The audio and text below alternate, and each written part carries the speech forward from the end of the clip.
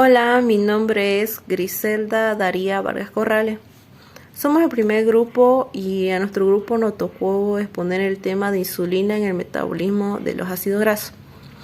Bueno, yo le hablaré un poco sobre el tema del efecto de la insulina sobre el metabolismo de ácidos grasos.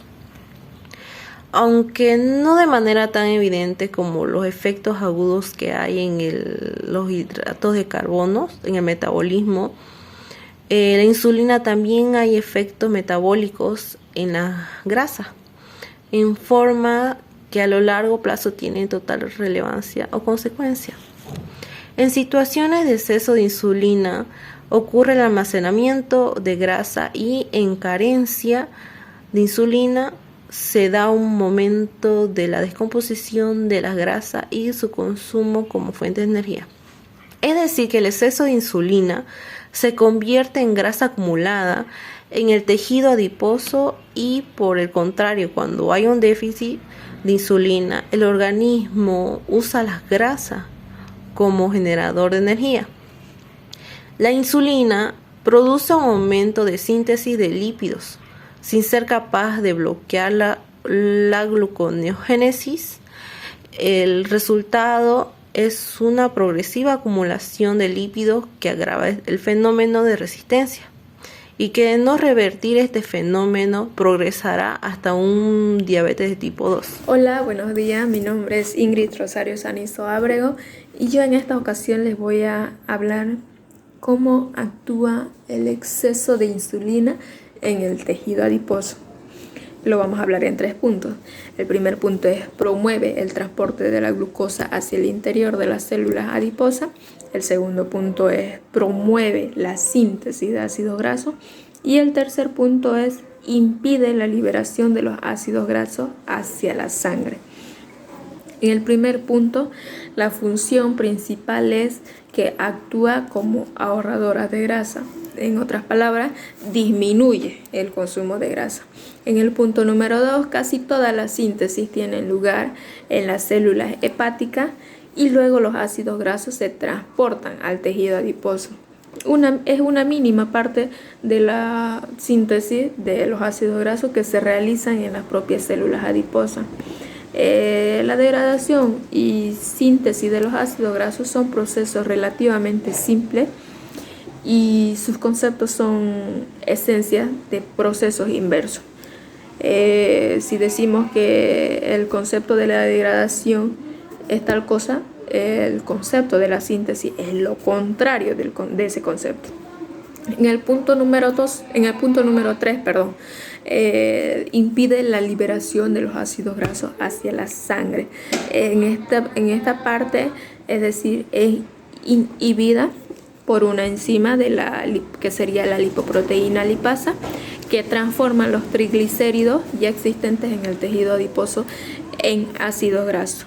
Ahora, en el músculo esquelético, la insulina incrementa el transporte de glucosa, permitiendo la entrada de glucosa y la síntesis del glucógeno.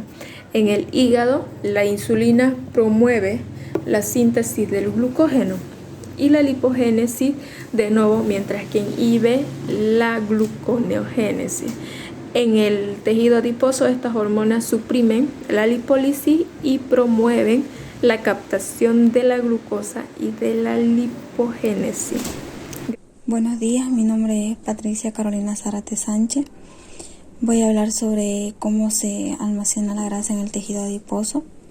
Bueno, la manera de almacenar la grasa en los adipocitos es de forma de triglicéridos, que de manera exactamente igual a cómo ocurre en las células musculares, la insulina acciona el transporte de la glucosa a través de la membrana hacia el interior de los adipocitos.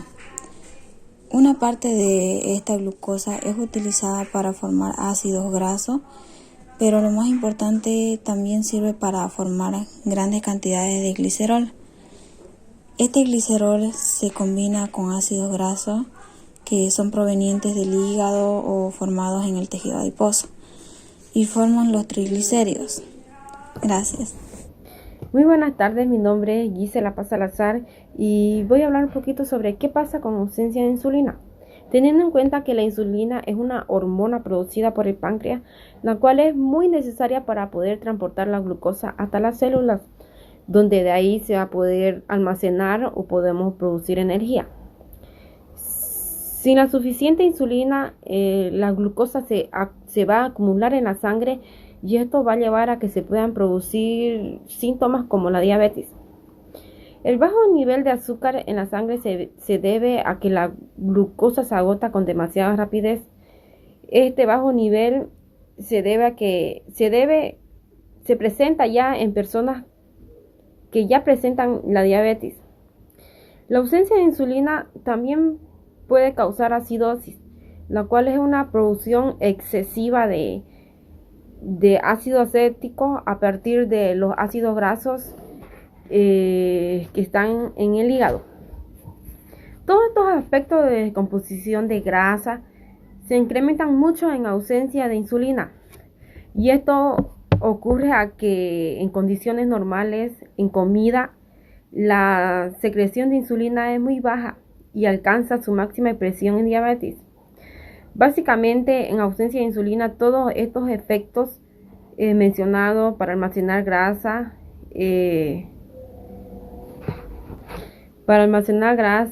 se intervienen. Muchas gracias.